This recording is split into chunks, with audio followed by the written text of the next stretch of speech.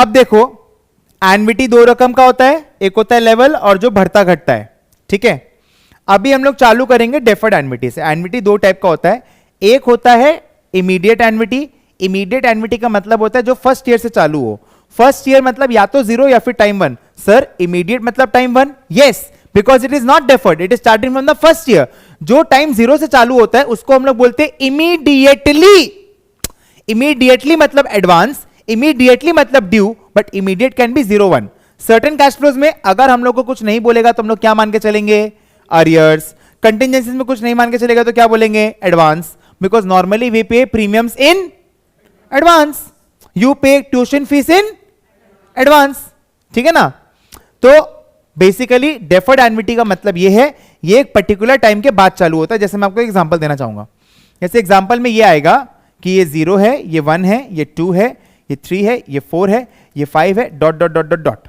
अब मान लो पहला पेमेंट टाइम 5 पे हो रहा है, पहला पेमेंट टाइम 5 पे हो रहा है, और अगर तुम टाइम 5 पे ही खड़ा है तो क्या दिखेगा?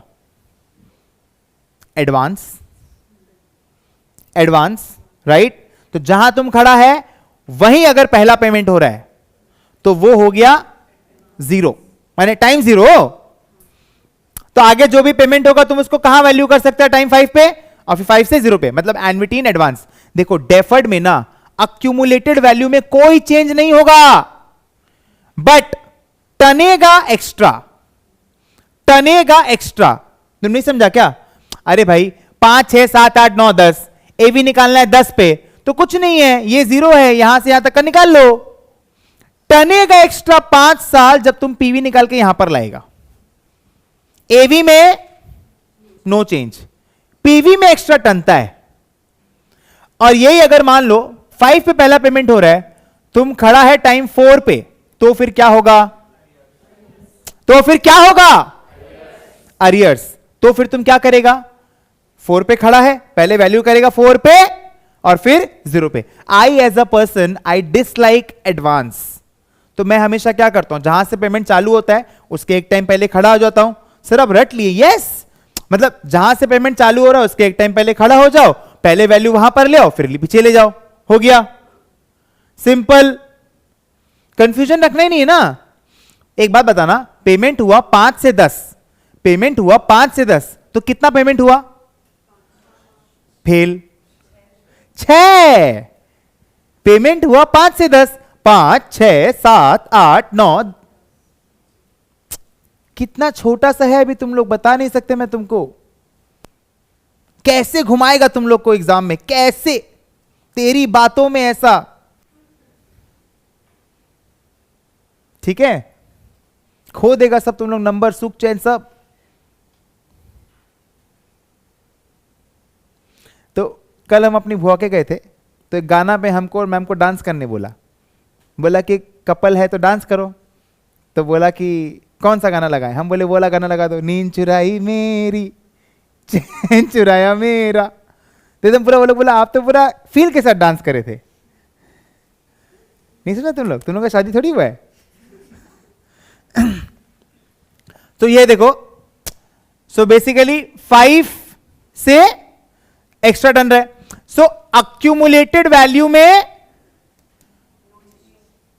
No change, but present value में एक्स्ट्रा टन जाएगा ये।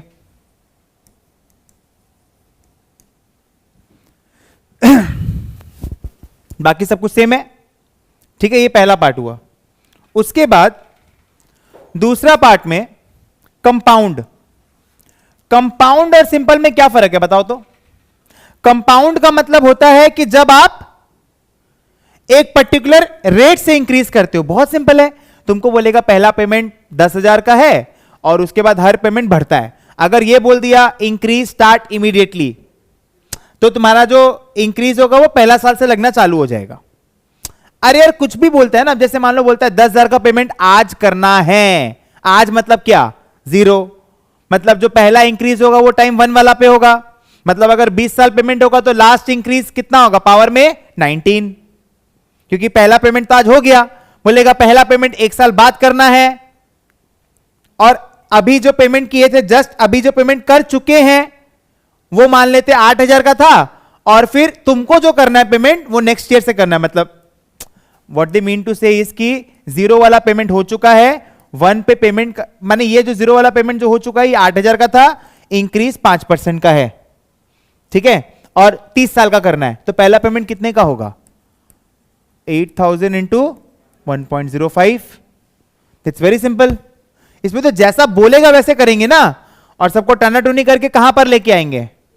0 पे, और क्या बनाएंगे? GP A 1 minus R to the power N by 1 minus R. And हम लोग और एक मेथड क्या सीखे हैं?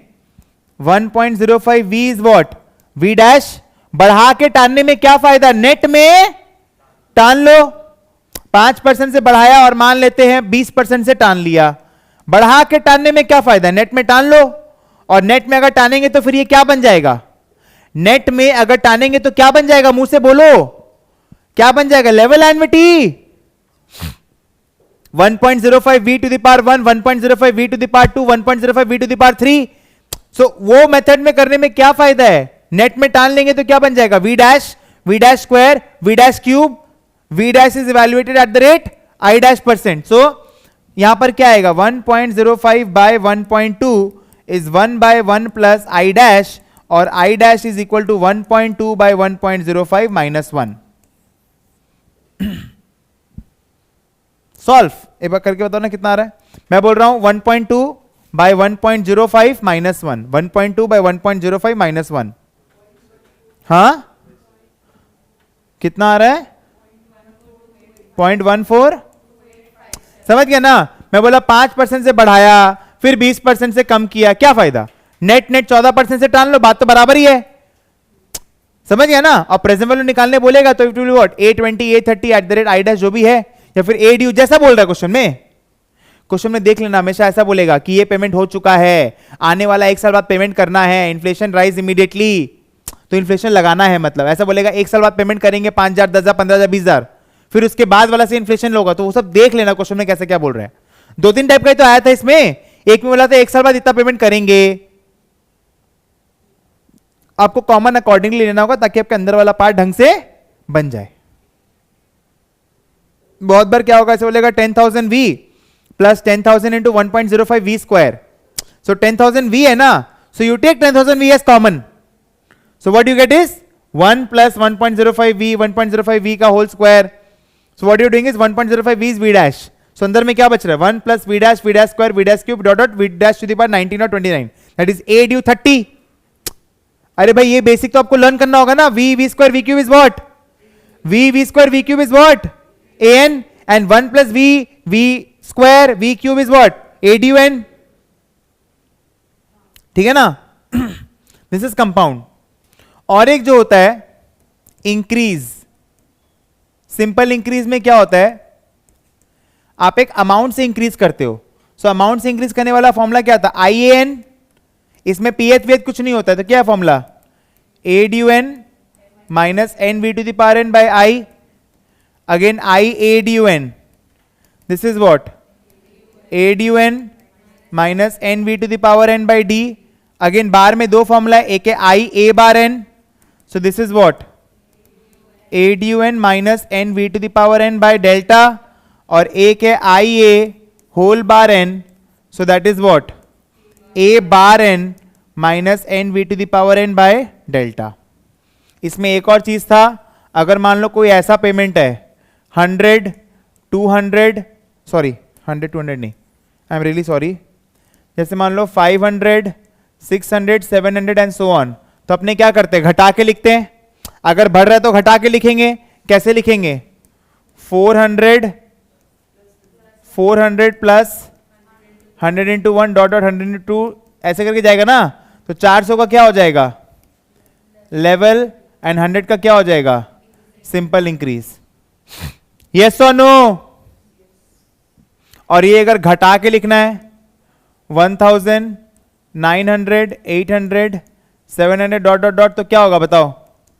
1100 minus 100 into 1 into 2 dot dot dot, तो 1100 का क्या हो जाएगा? लेवल, माइनस 100 का क्या हो जाएगा? Simple increase.